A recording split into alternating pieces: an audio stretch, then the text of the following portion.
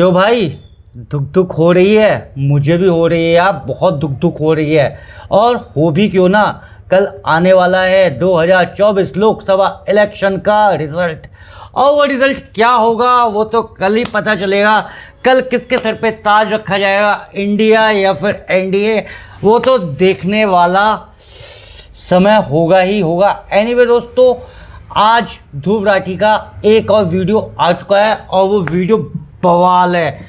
वो वीडियो है before 2024 election result से पहले ध्रुव राठी का एक मैसेज।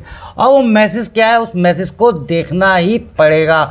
मुझे जहाँ तक लगता है वो मैसेज होगा एल्विश यादव ने जो उस पर टीका टिप्पणी की है उसके जवाब में, या फिर पीपल और अरविंद जो उसके बारे में बोलते रहते हैं उसके जवाब में। अब वो मैसेज क्या होगा वो तो हम और आप देखकर ही पता करेंगे। तो चलिए ज़्यादा समय नहीं खराब करते, सबसे पहले उस मैसेज को देख लेते हैं। एनीवे दोस्तों, मेरा नाम है सिद्धार्थ भारद्वाज और आप देखना शुरू कर चुके हैं फिरकी ले ले। आज हम किसकी फिरकी लेंगे? आज हम फिरकी लेंगे ध्रुव राठी के वीडियो में, जिनके बारे में ध्रुव राठी ने बात की है उन लोगों की। तो चलिए देखते हैं इस वीडियो को। वीडियो पसंद आए तो चैनल को सब्सक्राइब कर दीजिएगा, वीडियो को लाइक कर दीजिएगा, हो सके तो वीडियो को ज़्यादा से ज़्यादा शेयर कर दीजिएगा। तो चलिए देख लेते हैं पहले इस रिएक्शन वीडियो को। इलेक्शंस खत्म हो चुकी है, कल इलेक्शन रिजल्ट आने वाला है। कौन कितनी सीटें जीतेगा ये कोई नहीं जानता। मार्च 2024 में न्यूज 18 के ओपिनियन पोल ने बीजेपी लेड एनडीए को 411 सीट्स दी थी। उसी समय इंडिया टीवी के सीएनएक्स ओपिनियन पोल ने इन्हें 399 सीटें दी थी। अभी भी कुछ एग्जिट पोल्स ऐसे हैं जो कहते हैं कि 400 पार होगा। प्रधानमंत्री मोदी ने अपनी इलेक्शन कैंपेन की शुरुआत भी इसी 400 पार के नारे से करी थी। लेकिन क्या है इस 400 पार का मतलब? ज्योति मिर्धा, अनंत कुमार हेगड़े, अरुण गोयल और लल्लू सिंह जैसे कई बीजेपी नेताओं के ऐसे बयान सुनने को मिले जिससे ये अंदेशा होने लगा कि बीजेपी पूरे संविधान को ही बदलना चाहती है। ये हमारे कॉन्स्टिट्यूशन को बदलना चाहते हैं। संविधान के अंदर हमें कोई बदलाव करना होता है तो आप में से कई लोग जानते हैं कि उसके लिए दोनों जो हमारे सदन है, लोकसभा और राज्यसभा, दोनों की उसके अंदर अमल चाहिए। बाद में बीजेपी ने इन बयानों से अपना मुंह मोड़ लिया। कई सारे नेताओं ने खुद ही क्लैरिफिकेशन दी। लेकिन ये सब चुनाव प्रचार शुरू होने के बाद हुआ। हमारा प्यारा देश, दुनिया की सबसे बड़ी डेमोक्रेसी, एक डिक्टेटरशिप ना बन जाए, इसकी चिंता मुझे काफी टाइम से सता रही थी। लेकिन मैंने सोचा कि एक इंसान के बोलने से क्या ही फर्क पड़ेगा। हाँ, मेरे 10-12 मिलियन सब्सक्राइबर हैं यूट्यूब पर, 4-5 मिलियन व्यूज आ जाते हैं, लेकिन आखिर में मैं हूं तो एक यूट्यूबर ही ना। अगर ज्यादा पॉलिटिक्स पे बोलूंगा, ऐसी चीजों पर वीडियो बनाऊंगा तो बहुत सारी गालियां सुनने को मिलेंगी। लोग मेरे खिलाफ वीडियो बनाएंगे, डेथ थ्रेट्स मिलेंगे। मैंने सोचा छोड़ो ये सब, मुझे एजुकेशनल वीडियोस बनाने पसंद है, वही बनाता हूँ, वही बनाने में मजा आता है, और क्या इन चीजों में पढ़ना। लेकिन फिर फरवरी के महीने में दोस्तों कुछ ऐसा हुआ जिसके बाद मुझसे रुका नहीं गया। चंडीगढ़ इलेक्शन फ्रॉड, देश के इतिहास में पहली बार एक प्रिजाइडिंग ऑफिसर वोटर फ्रॉड करते हुए पकड़ा गया। सीसीटीवी फुटेज पर ये सब कैप्चर हुआ। सुप्रीम कोर्ट ने खुद कहा कि यहाँ पर मर्डर ऑफ डेमोक्रेसी हुआ है। ये एक घटना मेरे लिए ट्रिगर पॉइंट थी। ऐसा नहीं था कि इससे पहले कुछ और नहीं हुआ था, बहुत सारी चीजें हो रही थी साथ साथ। मीडिया का खरीदा जाना, चुनी गई सरकारों को गिराया जाना, एमएलएस की हॉर्स ट्रेडिंग। लेकिन इसे एक घटना के बाद मुझे सही में लगा कि अब बस बहुत हो गया, अब तो बोलना पड़ेगा। इसलिए मैंने वो पहला ओवर हो गया था यार वो बनाया, इस इंडिया बिकमिंग अ डिक्टेटरशिप। मैंने ये नहीं सोचा कि इस एक वीडियो से कुछ फर्क पड़ेगा या नहीं पड़ेगा। मुझे बस ये लगा कि मेरे दिल में जो बात है वो सच्चे दिल से लोगों तक पहुंचानी है। जब ये वीडियो रिलीज हुआ तो मैं हैरान था देखकर कि 25 मिलियन व्यूज, उस समय शायद 20 मिलियन थे। ये बात साफ थी कि आप लोगों के अंदर भी वही फीलिंग थी जो मेरे अंदर थी। आप लोगों के दिल में भी वही चिंता आप लोगों को सता रही थी जो मेरे दिल में मुझे सता रही थी। यही कारण है कि इतने सारे लोगों ने इस वीडियो से रेजोनेट किया और इसे शेयर किया। लेकिन पता है क्या, इस वीडियो के बाद भी मेरा कोई इरादा नहीं था और ऐसे वीडियोस बनाने का। ये सिर्फ इत्तेफाक की बात थी कि इस वीडियो के आने के बाद दो और ऐसी घटनाएं घटती हैं। पहला, अरविंद केजरीवाल का अरेस्ट किया जाना, और दूसरा, कांग्रेस के बैंक अकाउंट्स को फ्रीज किया जाना। अब कुछ लोग कहेंगे कि इन दोनों घटनाओं में गलत ही क्या हुआ, जो कानूनी प्रक्रिया थी सिर्फ उसे ही तो फॉलो किया जा रहा था। लेकिन सच्चाई आप भी जानते हो, मैं भी जानता हूँ। ये जो एलिजिड लीकर स्कैम का केस था, किसके एलिगेशन के बल पर केजरीवाल को जेल में डाला गया था? एक ऐसा बंदा जिसकी कंपनियों ने करोड़ों रुपए का इलेक्टोरल बॉन्ड का चंदा डोनेट किया था बीजेपी। और कांग्रेस को सालों पुरानी छोटी सी बात की ऐसी सजा दी जा रही थी जिससे कि उनकी सारी चुनावी कैंपेन ही क्रिपल हो जाए। एनीवेज, बात यह है कि मैं ये देखकर हैरान हो गया कि जो बात मैंने अपने पहले वीडियो में कही थी वो बात सच साबित होती जा रही थी। इस पॉइंट ऑफ टाइम के बाद से मुझे लगा कि कोई और कुछ करे या ना करे, लेकिन मैं अपनी तरफ से पूरी कोशिश करूंगा लोगों को जागरूक करने की। लेकिन ये कोशिश एक पहाड़ चढ़ने से भी मुश्किल थी। एक ऐसे दौर में जहां सभी टीवी चैनल्स गोदी मीडिया बन चुके हैं, हिंदी के ज्यादातर अखबार बिक चुके हैं, व्हाट्सएप माफिया तो लोगों के फोन में घुस चुका है, एक यूट्यूब चैनल क्या ही कर लेगा इन सब चीजों के खिलाफ। लेकिन फिर भी मुझे लगा कुछ फर्क पड़े ना पड़े, अब बोलना जरूरी है। भगवत गीता का एक श्लोक ध्यान में आया जिसकी बात मैंने फर्स्ट वीडियो में भी करी थी, अध्याय 2 श्लोक 47, जहाँ श्री कृष्ण कहते हैं कि कर्म करो, फल की चिंता मत करो, फल के बारे में ऑब्सेस्ड होना बंद करो, क्योंकि उस पर तुम्हारा अधिकार नहीं है। हालांकि इसका मतलब ये भी नहीं कि तुम निष्क्रिय हो जाओ, तुम वो करो जो तुम्हें करना चाहिए। मैंने भगत सिंह के बारे में सोचा जब उन्हें फांसी पर चढ़ाया जा रहा था। क्या ये ख्याल उनके दिमाग में आया होगा कि मेरे फांसी पर चढ़ने का नतीजा क्या होगा? क्या वो इस चीज को सोच रहे होंगे कि जब मुझे फांसी पर चढ़ाया जाएगा तो इसके बाद हमारे देश को आजादी मिल जाएगी? या सही में हमें आजादी मिलेगी? क्या मेरी कुर्बानी देने से क्या सही में अंग्रेज देश को छोड़ के चले जाएंगे? ये सब नहीं सोचा था उन्होंने अपनी कुर्बानी दी साल 1931 में, आजादी मिली हमें 1947 में, यानी आजादी में अभी भी 16 साल और लगने थे। वो इस बात को जानते थे कि अपनी जान की कुर्बानी देकर भी कोई गारंटी नहीं है कि आजादी मिलेगी, और गारंटी तो छोड़ो, उस वक्त कोई उम्मीद भी नहीं थी आजादी मिलने की। लेकिन फिर भी जो सही चीज थी उन्होंने वो करी। उनका फोकस बस सही कर्म करने पर था, अपना धर्म निभाने पर था। उन्होंने भी कभी फल की नहीं सोची।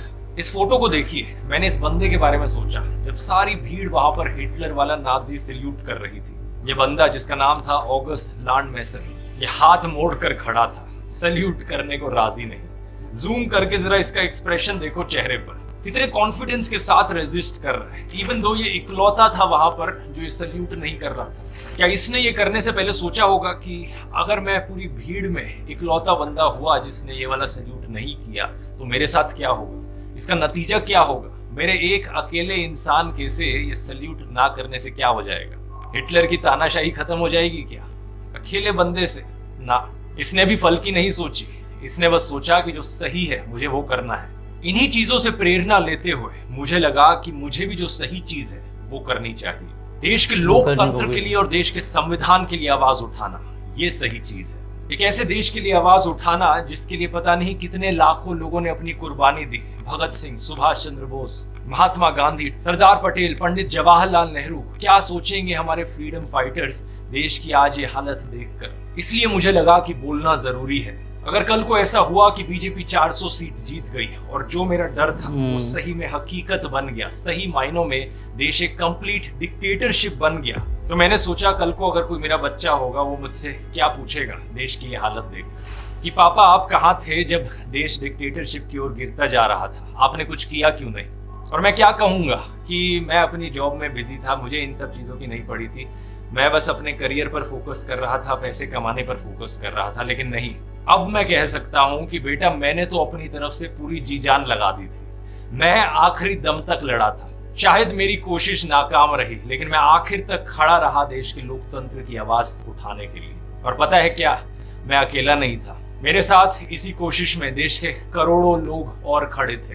पिछले 1-2 महीने में रिलीज किए गए वीडियोस इतिहास के पन्नों में हमेशा एक सबूत बनकर रहेंगे। 21 million YouTube subscribers, almost 70 million unique viewers पिछले 90 दिन में सिर्फ यूट्यूब पर है। इसके मायने समझ रहे हो? ऑलमोस्ट 7% एलिजिबल वोटर्स को हमने सिर्फ इस एक यूट्यूब चैनल के जरिए ही रीच आउट कर लिया। आप ऐसे कई लोग सोचोगे हमारे इस मिशन 100 करोड़ का क्या रिजल्ट रहा। अब एक्चुअली में नाप तोल कर ये बताना बहुत मुश्किल है कि कितने लोगों तक हम रीच आउट करें। ये जो स्टैटिस्टिक है ये सिर्फ YouTube की है। इसके अलावा ट्विटर, इंस्टाग्राम, फेसबुक, व्हाट्सएप, आप लोगों ने इतनी बार इन वीडियोस को शेयर किया, मेरा अंदाजा है कि कम से कम हम करीबन 20 से 25% वोटर्स तक तो जरूर पहुंचे होंगे। और इस सब का क्रेडिट जाता है आप लोगों को। और इससे पहले कि यहाँ कोई नया फर्जी क्लेम उठाए कि ये सारे तो बॉट्स हैं या पाकिस्तानी लोग हैं जो चैनल को सब्सक्राइब कर रहे हैं, देख रहे हैं, मैं आपको अपनी ऑडियंस की स्टैटिस्टिक्स भी दिखाना चाहूंगा। 80% से ज्यादा व्यूअर्स इंडिया से हैं। ये बात सच है कि कुछ परसेंटेज व्यूअरशिप पाकिस्तान, नेपाल, बांग्लादेश जैसी नेबरिंग कंट्रीज से भी है, लेकिन 90% से। अब भाई ये बात तो उन गधों को बतानी चाहिए जो डंके की चोट पर बोले जा रहे हैं कि ध्रुव राठी की फंडिंग होती है, Dhruv Rathee fake subscriber gain करता है, फेक व्यूज़ लाता है। उन बेवकूफ़ों को पता चलना चाहिए ना कि आखिर सच्चाई क्या है। कई लोगों ने तो ये तक बोला है कि ध्रुव राठी पाकिस्तानी व्यूअर्स के लिए वीडियोस बनाता है, और अब आपके सामने ही है कि ज़्यादातर ये वीडियो कहाँ पर देखी जा रही है। एनीवे आगे देखते हैं इस वीडियो को। देख रहे थे वो इंडियंस थे, या तो इंडिया में रहने वाले या इंडिया के बाहर रहने वाले। और मैं इतना बेवकूफ़ नहीं हूं कि पैसे बर्बाद करूंगा बॉट्स खरीदने में या फिर पेड कमेंट्स खरीदने में। तो जितने भी कमेंट्स आपने वीडियोस पर देखे, जितने भी लाइक्स, जितने भी व्यूज आप वीडियोस पर देख रहे हो, ये सब के सब 100% असली लोग हैं।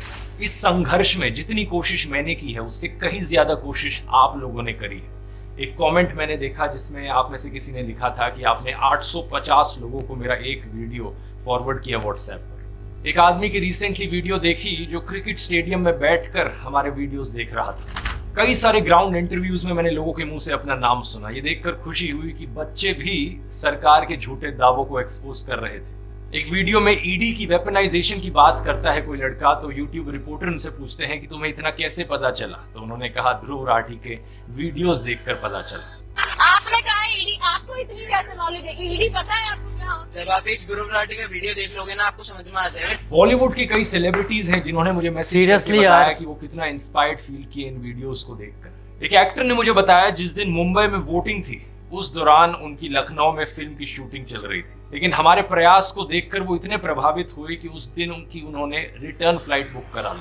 कई फॉरेन में रहने वाले लोगों ने मुझे यही चीज लिखकर बताई कि सिर्फ मेरे वीडियोस को देखकर वो इतना मोटिवेट हुए वोट करने को कि वो फ्लाइट पकड़कर आ गए सिर्फ वोटिंग के लिए। दूसरी तरफ किसी ने बताया कि उनके एक दोस्त ने दफ्तर से छुट्टी ले ली और प्रोजेक्टर लेकर हरियाणा और राजस्थान में चले गए। गांव-गांव में लोगों को ये वीडियो दिखाने लगे प्रोजेक्टर के जरिए। राजस्थान, वेस्ट बंगाल, महाराष्ट्र जैसी कई स्टेट्स में ऐसे नज़ारे देखने को मिले जहां पर इन वीडियोस को पब्लिक में प्ले किया गया। भारत और दुनिया भर के कई अखबारों में हमारे इस संघर्ष की चर्चा छपी। France 24, the Economist, Al Jazeera, Time magazine, the Telegraph, the Print, Economic Times. दुनिया में अगर डंका किसी का बज रहा था तो वो हमारा बज रहा था दोस्तों।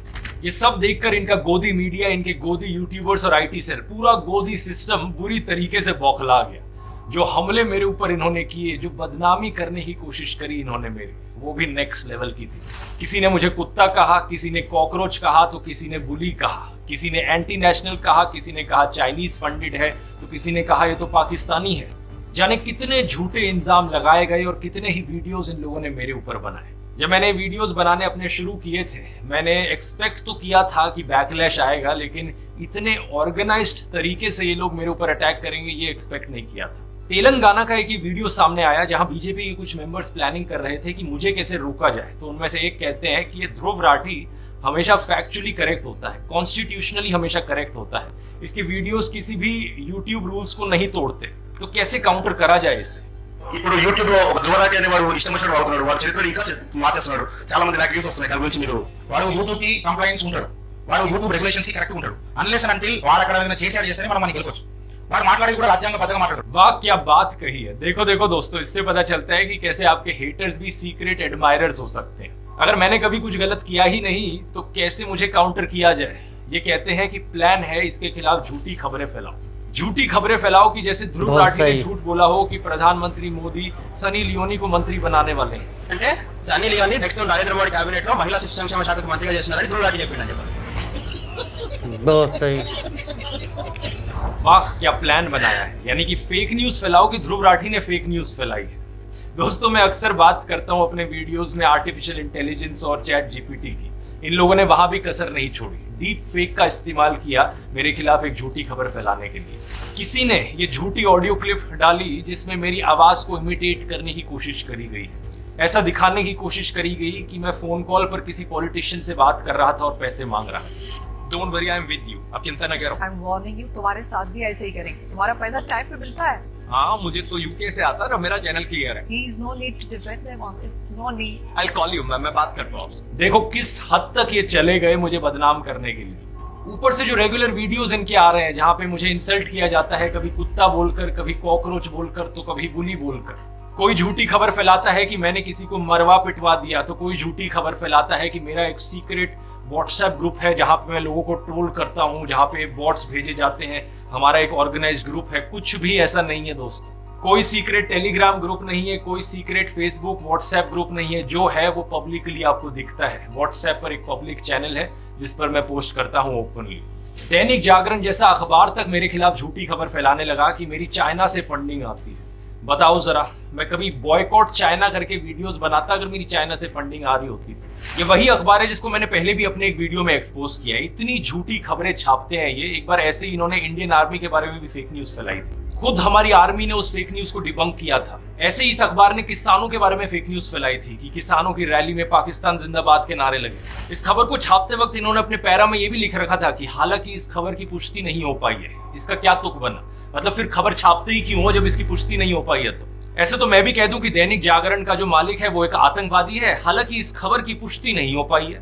नहीं, मेरे बारे में भी तुम लोगों ने यही लिखा है ना, चीन से फंडिंग की आशंका। मैं भी कह देता हूं, जागरण अखबार की पाकिस्तानी आतंकवादी से फंडिंग की आशंका, हालांकि इस खबर की पुष्टि नहीं हो पाई है। ऐसी हरकत इनके ये गोदी यूट्यूबर्स भी करते हैं। कुछ भी बेबुनियाद आरोप ये मेरे ऊपर लगा देंगे, कहीं से कहीं कोई कनेक्शन जोड़ देंगे और फिर सारी जिम्मेदारी मेरे सर पर आ जाती है। भाई इन्होंने तो ये आरोप लगाया है, अब मेरा डिफेंस क्या है? मतलब मैं यही काम रह गया मेरे पास, दिन भर बैठ के इनकी फेक न्यूज को ही बस्ट करते रहो। इधर ये झूठी खबर, उधर वो झूठा आरोप। मतलब हर हफ्ते मैं इनके झूठे आरोपों का ही जवाब देता रहूं। मशहूर लेखक सहादत हसन मंटो की एक लाइन याद आती है, कोठे की एक तवायफ और एक बिका हुआ पत्रकार एक ही श्रेणी में आते हैं, लेकिन इनमें से तवायफ की इज्जत ज्यादा। सही बात है, ये बात बिल्कुल सही है, क्योंकि एक तवायफ तो सिर्फ अपने शरीर को बेचती है। ये बिके हुए लोग अपने जमीर को बेचते हैं, अपनी आत्मा को बेचते हैं, अपने देश को बेचते हैं। ये लोगों के मुद्दों की हत्या करते हैं और देश के साथ दगा करते हैं। कितना भी बोल लो भैया, ये गोदी मीडिया नहीं समझने वाला, नहीं समझने वाला, नहीं समझने वाला। सीरियसली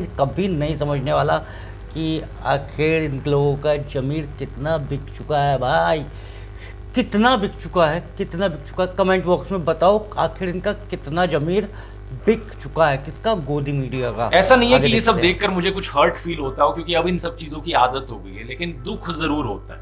दुख होता है कि ये कैसा कल्चर बना दिया है इन्होंने देश में। कहा तो हमारे उपनिषदों में लिखा है कि विचारों को हर दिशा से आने दो, और आज 2024 में ये ऐसे बिहेव करते हैं कि अगर आपका पॉलिटिकल ओपिनियन इनसे अलग हो जाए तो आप इनके लिए जानी दुश्मन की तरह बन जाते हो। एक डेस्परेशन है इनकी तरफ से कि अगर किसी का विचार इनसे नहीं मिलता हो तो उसे किसी ना किसी तरीके से देशद्रोही दिखा दो, फॉरेन फंडेड दिखा दो। कई बार तो मुझे बड़ा अनरियल सा लगता है ये सब देखकर। देश में ध्रुवीकरण नहीं होना चाहिए, न सांप्रदायिक आधार पर, न जातीय आधार पर, न राजनीति ऐसे दो खेमों में बंटनी चाहिए कि जिनमें संवाद न हो, जिनमें चर्चा न हो। लेकिन सच बात पता है क्या है दोस्तों, आपकी तरफ से इतना सारा प्यार, इतना सारा सपोर्ट मुझे मिला कि इनकी कोई भी झूठ की दुकान टिक नहीं पाई। हर रोज के मुझे हजारों मैसेजेस मिले, ईमेल्स मिली, किसी ने आप में से मेरी पेंटिंग बना दी, किसी ने कोई गाना ही बना डाला।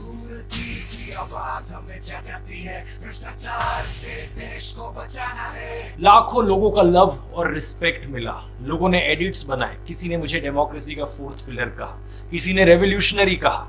इसलिए आपके इन लाखों कॉम्प्लीमेंट्स के बीच गोदी इकोसिस्टम के सभी अटैक्स फेल रहे हैं। चरण वंदना करने वाले लोग डेली बेसिस पर अपनी बदतमीजी का सबूत देते रहे और हम देश के मुद्दों पर बात करते रहे। बेरोजगारी पर वीडियोस बनाए, किसानों के मुद्दे उठाए, इलेक्टोरल बॉन्ड स्कैम पर बात करी, फार्मा स्कैम की बात करी, खाने में डलने वाले मसालों की बात करी, व्हाट्सएप यूनिवर्सिटी के चारों डिपार्टमेंट्स को पूरी तरीके से तबाह कर दिया। इसी तरह से हमारा मिशन 100 करोड़ चलता रहा। ये मेरे अकेले का मिशन नहीं था, ये हम सब का मिशन था।